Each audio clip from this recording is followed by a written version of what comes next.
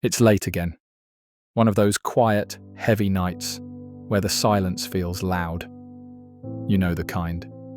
Where the ghosts of conversations you never had come to visit. I've been thinking about him.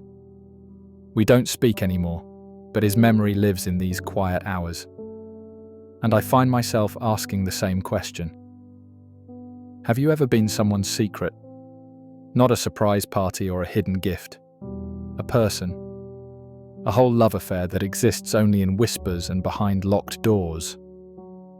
It's a strange kind of honor, isn't it? To be the one person they can be themselves with. But it's also a profound kind of loneliness.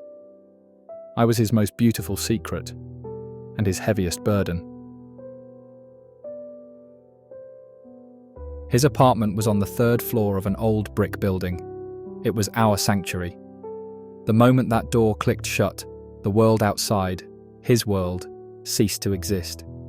The tension he carried in his shoulders like a coat would just melt onto the floor. He was a different man in there, lighter. His smile wasn't guarded. It reached his eyes. He'd hum off key while making coffee, his back to me. And in that simple, unguarded moment, I felt a sense of peace I'd never known. The air was thick with unspoken things, but they were good things.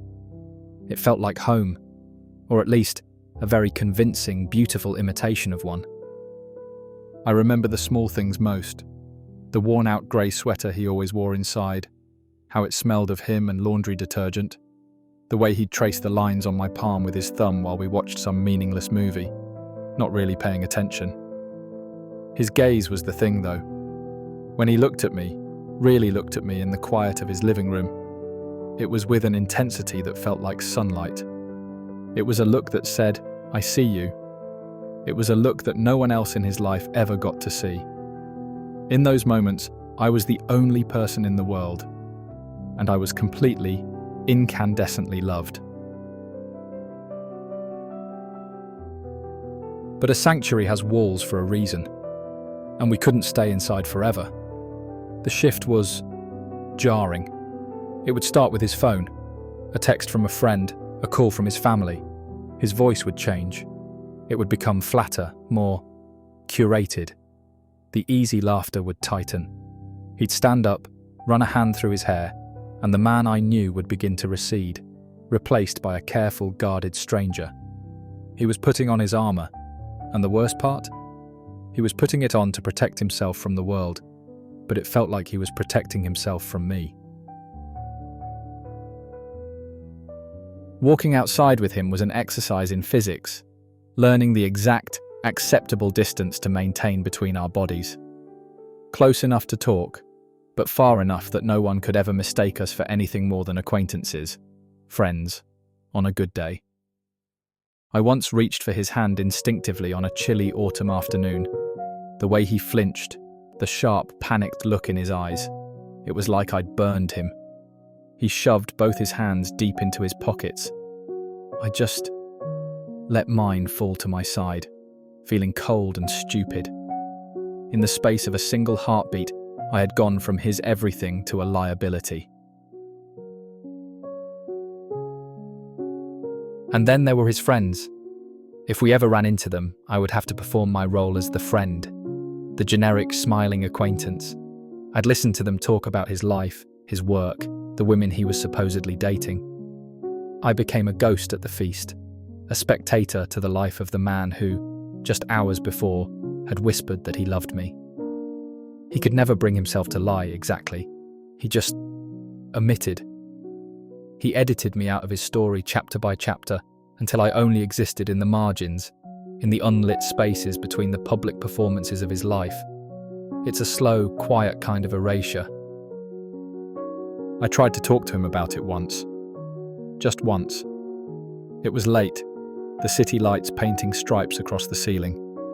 I chose my words so carefully, wrapping them in softness, trying not to sound like an accusation. I just wanted to understand. I asked him what he thought the future looked like for us. The change was immediate. The warmth in the room dropped several degrees. He didn't get angry. It was worse. He just shut down completely. He built a wall of silence so thick and so high I couldn't find a way over it. He said, "Can we not do this tonight?" And in that question was the answer. We could never do this. There was no future to discuss. There was only tonight, in this room, in the dark. For a long time I was angry. I thought it was a failing in his character, a cowardice. I thought he was ashamed of me, and maybe he was. But I've grown to understand it was so much more complicated than that. He wasn't ashamed of me, the person. He was ashamed of himself, ashamed of the part of him that loved me, because nothing in his life had ever taught him that was okay.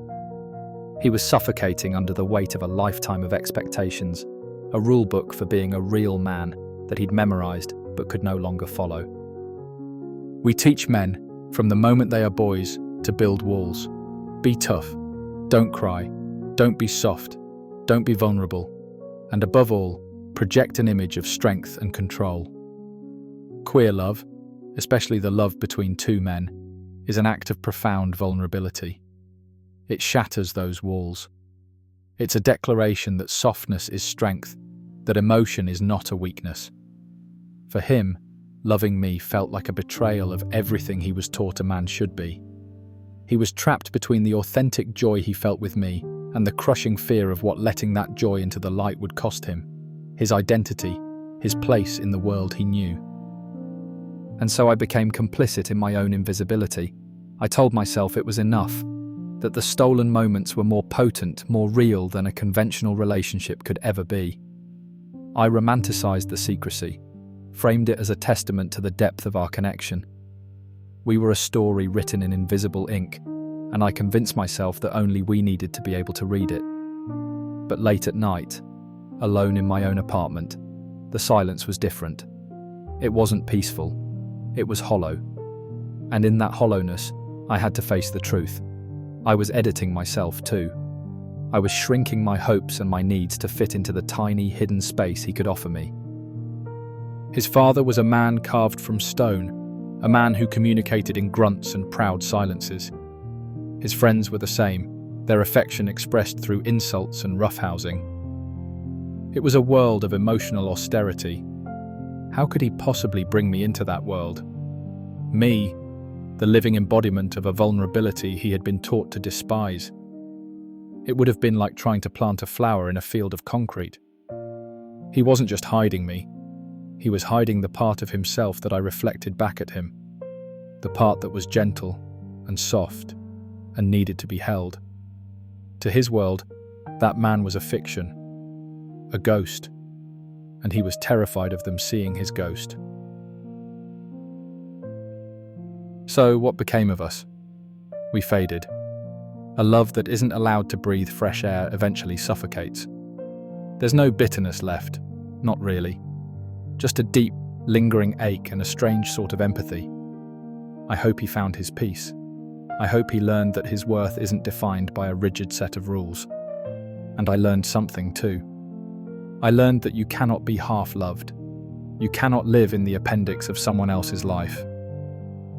A love that requires you to be invisible is not love, it's a cage for two. And for anyone out there, living in the shadows, I see you. But I promise you, you deserve the sun. And under that fear there is shame. It's an old inherited shame. It's in the whispers of older generations, the silence in our history books, the caricatures on screen. It's the voice that says, this love is conditional, provisional, less than. Internalized homophobia is a quiet poison. It makes you your own jailer. He was locked in a battle with the ghosts of his own upbringing, and in that battle, our love became collateral damage. He couldn't love me publicly because he hadn't yet learned how to fully love and accept himself.